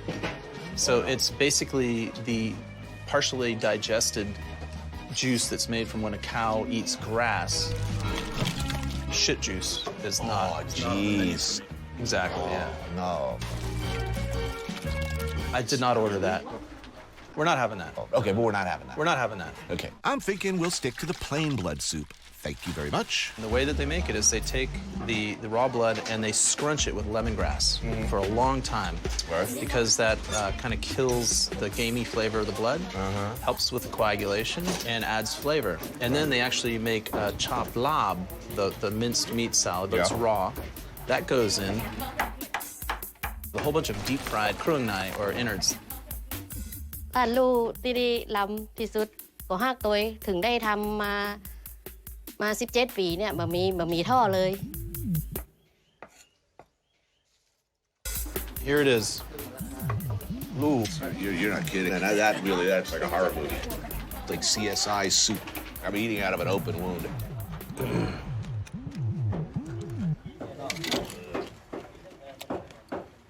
Actually, that's completely delicious. It's utterly delicious. And that makes you look like a vampire.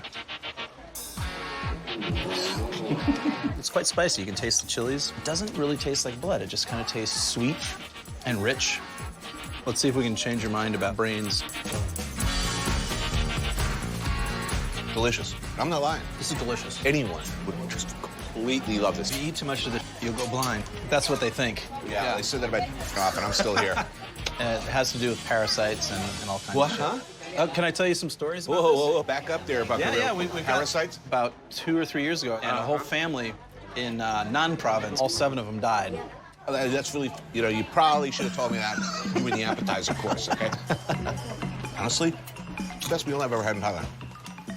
Ever. I'm super happy to hear that. I'd eat it out of Chris Christie's jockstrap on a hot summer day. This is CNN. Oh, God.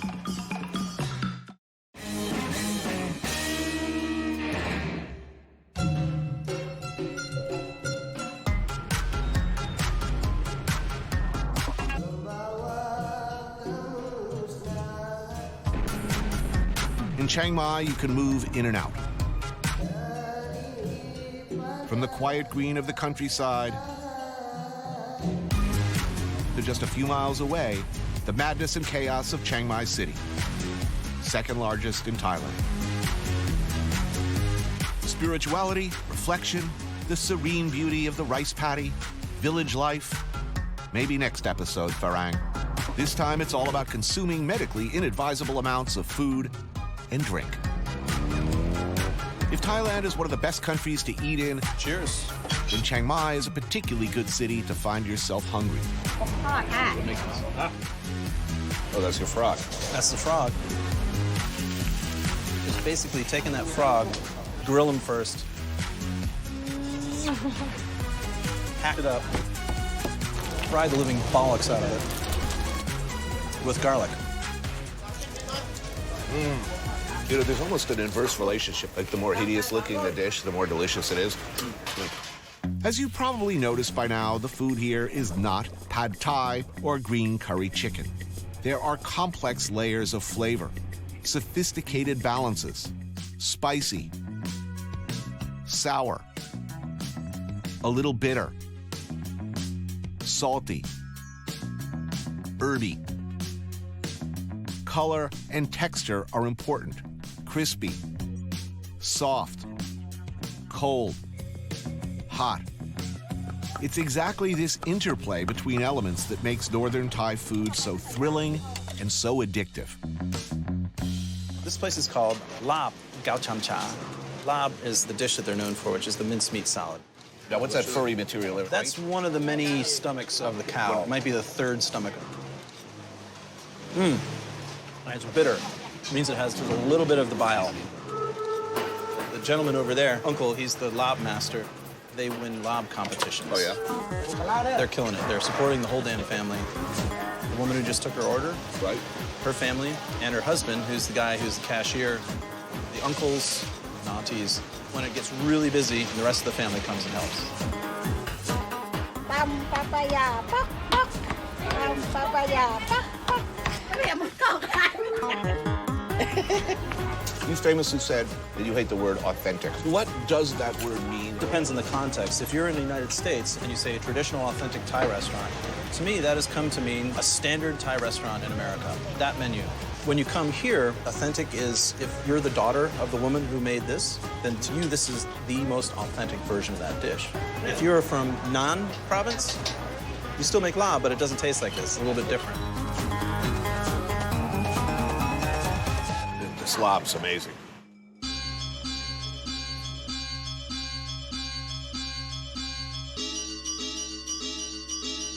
Friday night, and Chiang Mai comes alive. Thailand will welcome. We love you. Andy has promised a compressed eating and drinking grand tour of the city. A bounce by tuk-tuk from one place to the other until we simply can't take it no more. Next stop, it ain't Flavortown. It's someplace beyond that, man. Way beyond. Welcome to Thailand and happy stay here in Chiang Mai. On your mark, get set, go. Pick up. Cheers. This may surprise you, but I am not an alcoholic. I don't drink at home, ever. There's no beer in my fridge. If I'm not working, I'm not hanging out in bars. But if I was an alcoholic, and I did hang in bars, I'd hang here. Some karaoke, maybe? Even though the very mention of karaoke makes my blood run cold with fear.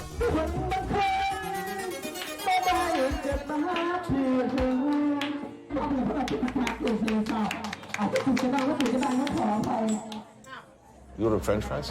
Yes, I did. Apparently it's a indigenous specialty. In Thailand, fen phi is probably one of the most popular menu items. They always have food to eat when you drink. What is this whiskey we're drinking, by the way? I haven't really paid attention. The whiskey we're drinking here is actually rum.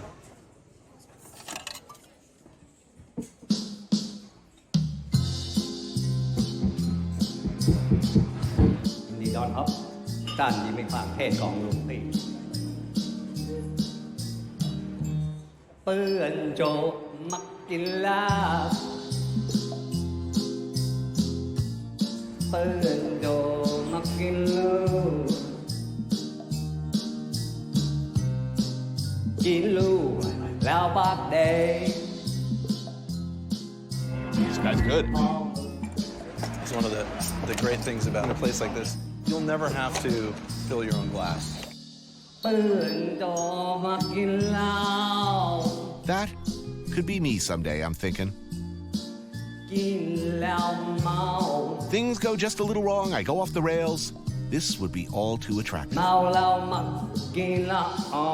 could well see myself singing Happy Birthday in German to tourists in a hotel bar in Jakarta or Bangkok. Enjoy my fen phi. I think this is a fantastic discovery.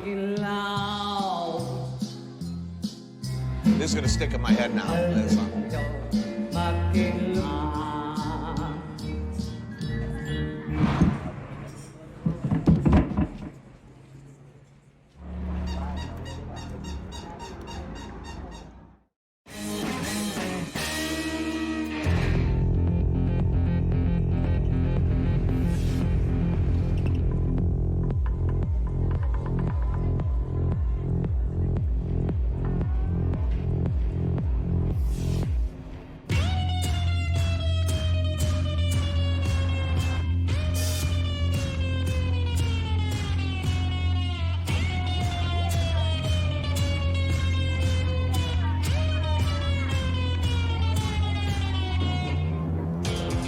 Chiang Mai at night, and we are well on our way.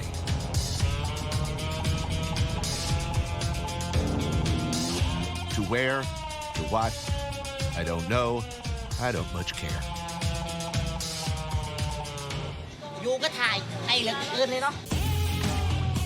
But I do know it's time to eat. In Thailand, it's almost always a time to eat. Oh yes, and drink. We shall be doing that too. The inevitable ice and beer. Way to drink beer in Southeast Asia. Beer, you say? Oh, all right. In the interest of research, of course. You got beer, you got booze, you got ice, you got some grilled meat. Snackage? Yes, I would like snacks. They've got pork chin and intestines. You got a spicy dipping sauce. Ah, this is a Chinese liquor. All right. Oh. Tastes like boner medicine. Yes. It also tastes like a dirty sack.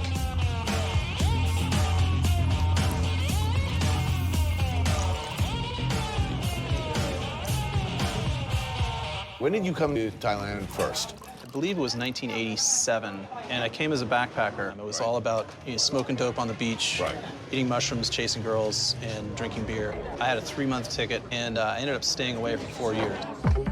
Here we go. Oh, man. So what was the dish?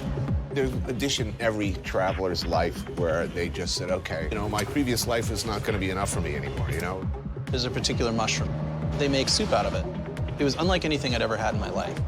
When I first came out to this part of the world, those noodles, I knew right then. I'm not joking. It wasn't the girls, it wasn't the beaches, the noodles, the greasy bottle of fish sauce, and the smell. There's this terrible moment where you realize, I can't share this. That's it.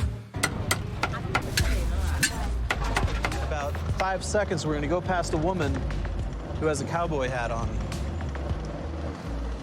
ตอนแรกไฟมันส่องตาค่ะก็ได้ใส่บวกพอใส่บวกแล้วลูกค้าก็รู้ว่าร้านใส่บวกนี้ก็เลยเป็นเอกลักษณ์ค่ะ The lady with the hat stands out among the dozens of street vendors across from the old city's North Gate. The best khao kamu, or stewed pork leg in the city. Potentially none finer in Thailand. Yeah, are we doing that? Well. For years, she's been serving this, khao kamu, slowly stewed pork. She cooks it in a master sauce, the Chinese master sauce, where you're cooking it the same thing. It probably goes back at least a generation. It's like sherry. There's a little bit of the original batch still in there. Exactly. She's hacking wet meat all day, and there's like not a drop on the frilly. This is a sauce that goes with it. It's kind of like a sour chili sauce. And then you got to have some of these pickled mustard greens too, pak dong. That's really tasty. This place is famous as hell. Like half the people here are tourists, probably Chinese tourists. ค่ะตอนนี้ก็พูดถึงเยอะค่ะคนกินนี่ทั้งประเทศเลยค่ะเวลาคนกินแล้วบอกว่าอร่อยแล้วก็มีความสุขค่ะ Let's do it.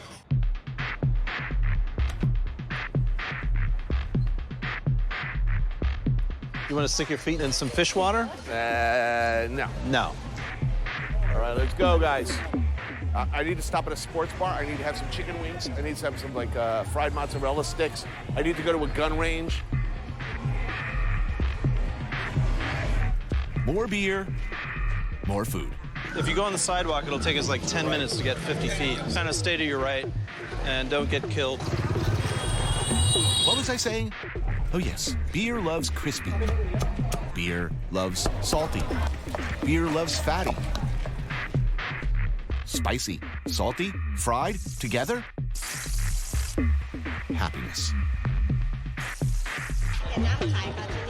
Oh, okay. No beer.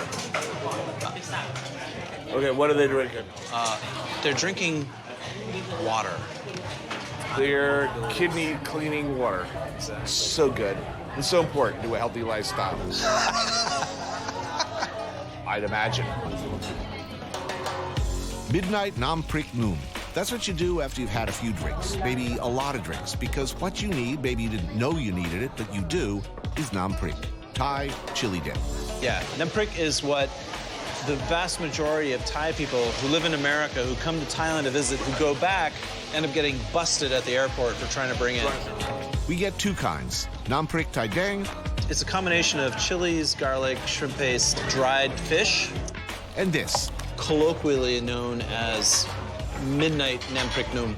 Made from roasted green chilies. Accompanied by God's preferred delivery systems for beer-friendly goodness. Ooh. Yeah? Yeah. Yeah, I'm on that. A whole bunch of deep-fried little salty, meaty, delicious things. Yes, please. Uh-huh.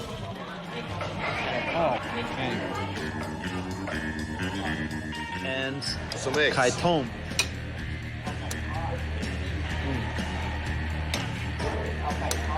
Yes. And oh yes, something I've loved from the first mouthful I ever had, right here in Chiang Mai all those years ago. Thai pork sausage. Crispy, meaty, salty. I love it. I want to rub it all over my body. And this sausage is so amazing. It's somehow the thing you need right now. This is totally the thing I need right now.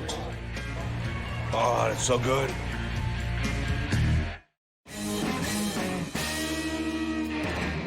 Okay, come to me, my love, right now. You big, nasty, unfamiliar, semi-cooked egg. Oh, it's so good. I once wrote, your body isn't a temple, it's an amusement park. Enjoy the ride. But that was before I had a daughter and a respectable job at CNN. So when that little voice in my head said, call it a night, quit while you're ahead, I probably should have listened. Wait, where did we leave off? Ah, yes, now I remember. Bouncing to one bar after another. We're going that way. Which way? That way. Okay, good. Andy and I have clearly tucked our way well beyond the threshold of acceptable conduct. The music. The dance. But do we call it a night? Quit while we're ahead? No. We're going to head over to see a time-honored tradition. Ladies and gentlemen. The Ladyboy Cabaret. Yeah, let's do that.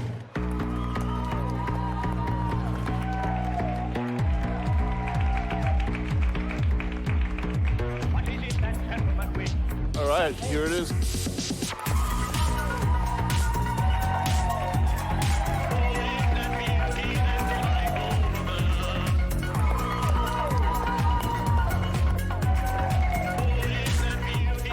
Ladyboys, as they're known in Thailand, have led to many an embarrassing moment for the amorous cowboy too buzzed to notice or care much about the details.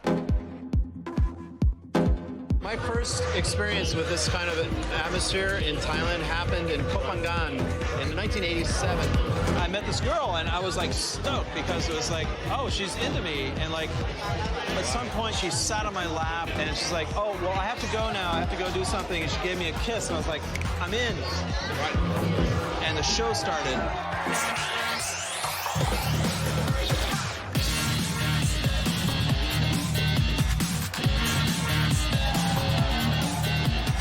Forgive a guy for making a mistake.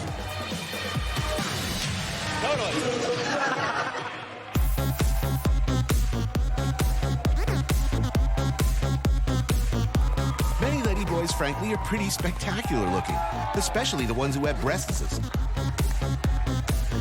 You know, the women are harsh in the buzz. There should be a guy thing. Absolutely. They should have a sports bar. Actually, that's a brilliant idea.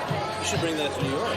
Okay, if we had a ladyboy show in a sports bar, you could watch football, drink a lot of beer, and around beer number 8, bring out the ladyboys.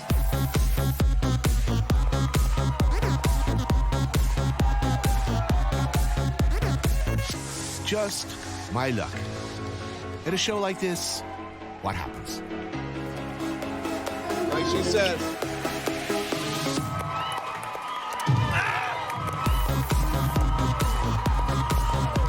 I end up kissing the one ladyboy in Thailand who looks like Ernest Borgnine straight on the lips. Of course, I am completely oblivious to the day-glow white lipstick all over my face. Out of context, photos of me here tonight end up on the internet. This could look bad.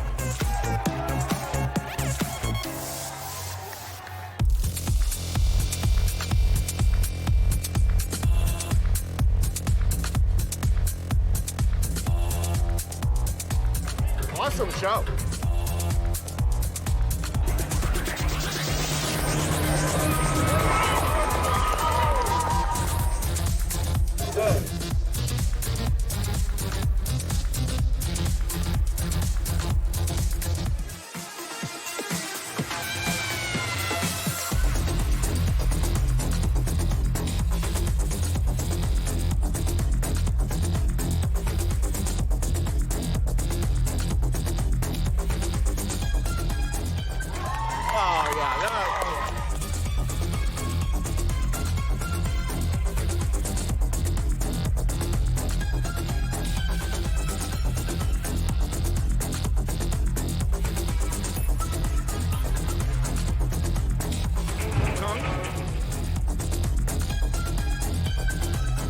totally going home alone, by the way. I just want to make sure that's established in the continuity.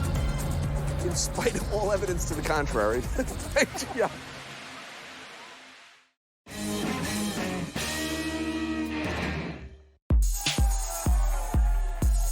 Snacks? Snacks, let's go eat. This train has long ago come off the rails. One bar after another. It's time Andy and I head to an appropriate follow-up to a night like we've had. More food, quickly. This has become an emergency situation. There it is. Drunken noodles, dude. Pad Kimao is actually not a noodle dish. It's something served with rice. How can you have drunken noodles with no noodles? This is what we need, whatever it is. It's something devised for drunken people to eat. Oh, that's us. Something to sop up the roiling tide of Lao Khao sloshing around on my stomach.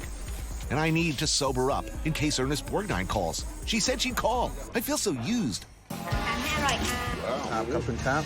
In the north, they love to eat pork here. Look at all the damn chilies. There's a lot of chilies here. We got these fresh red ones. We've got these green ones that were sliced and stir-fried in there. And we've got small green peppers. สวัสดีค่ะ ชื่อแม่ตุ๊ร้านกระเพราสำหรับคนชอบเผ็ดค่ะ Oh, whoa. That's hot. Whew. I breathed in, got hit with the chili. Yeah. Down the sides of the throat. Yeah, you know when you really hit like super hot, but when you feel like you're having a brain hemorrhage? It's like an ice cream headache, but it's like a pepper headache. Yeah, and your vision starts to tunnel out. And you're halfway through, and you're aware that your hair is just burst into flames. That perfect balance of pain and pleasure and more pain. Brain flooding with endorphins, and all is well with the world. Until tomorrow morning. Whew. So, dude, I've had a couple cocktails. I think we should like totally get like tattooed tomorrow, man. Magic tattoos.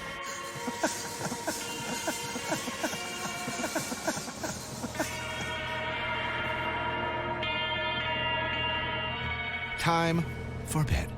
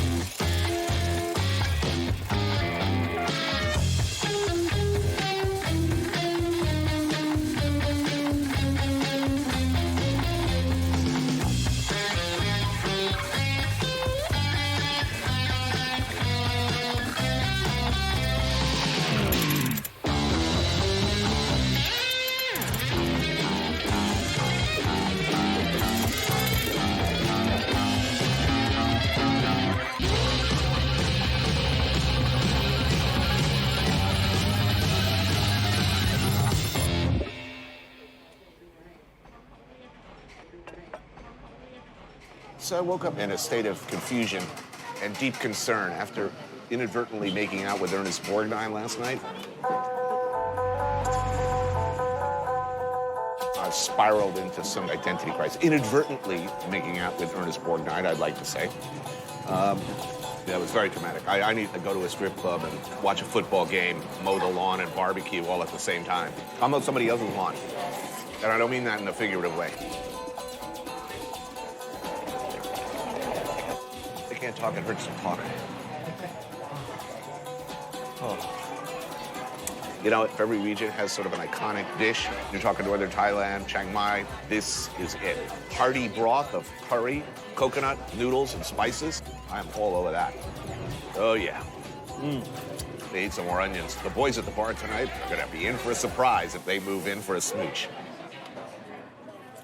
God damn, that's good.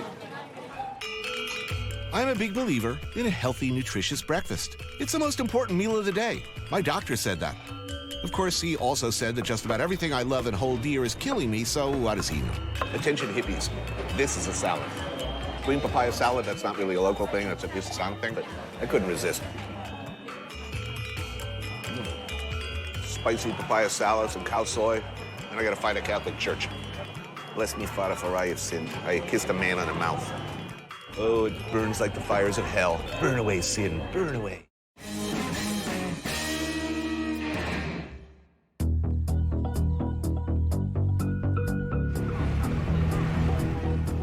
Okay, last mealtime, last lap. Stagger across the finish line.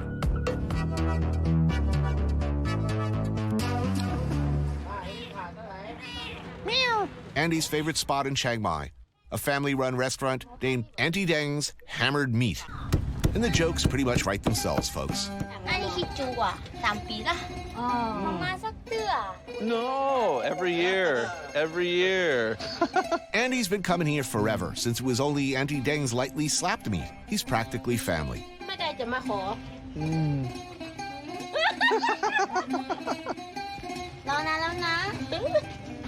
พ่อมจะทำอะไรครับ เป็นทำงานอะไรนะครับ เดี๋ยวให้ตุ๊กจีนเลย ตุบจินเนาะ ตุบจินนะ ตุบจินได้ไหมครับ นี่แหละขอนี่ให้ ตุบจินได้ไหม ทุบจีน โอเค จะมาเป็นลูกเขยต้องทุบจีนให้เป็นนะ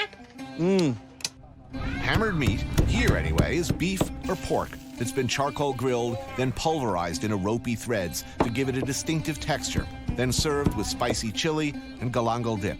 ทุบให้ผ่านนะ ถ้าไม่ผ่านเราจะทุบเด้อ พอแล้วไหมครับ พอแล้วเนาะ พอแล้วใช้ได้เลย ใช้ได้ไหม เยี่ยม Oh, so I guess I've been accepted by the family, and I'll be living in the house here next door. And my job is going to be to smash beef with a hammer every night, probably for the rest of my life. ครับขอบคุณครับ This woman has expectations, dude. I'm in deep trouble. It's pretty obvious. What do they pound it before they cook it? It wouldn't look like that if they pounded it before they cooked it. Right. The whole idea is to question a classic. Ooh, that's good. Chewy. Chewy. Still chewy. Still chewing. It's delicious. And because Andy is a VIP and potential future son-in-law, Dad, sporting his 40 amulets of protection, brings out the chef's special, a bitter soup with buffalo tendon spiked with bile. That doesn't sound good. Man, it is addictive right away. Deep and dark and herbaceous. You getting some of that heat? Yeah. You know, we talked about once you experience some of the sensory pleasures of the East, your previous life just isn't adequate anymore.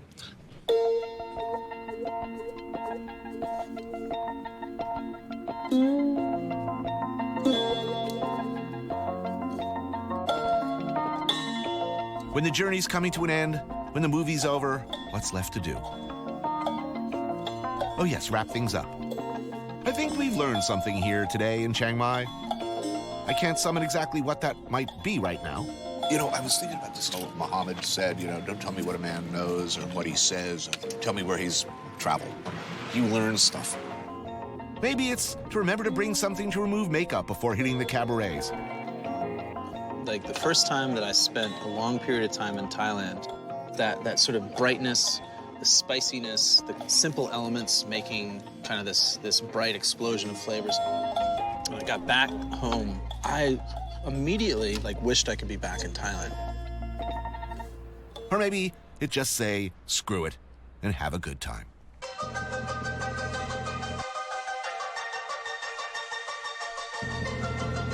It's quite beautiful. Please, thank you so much.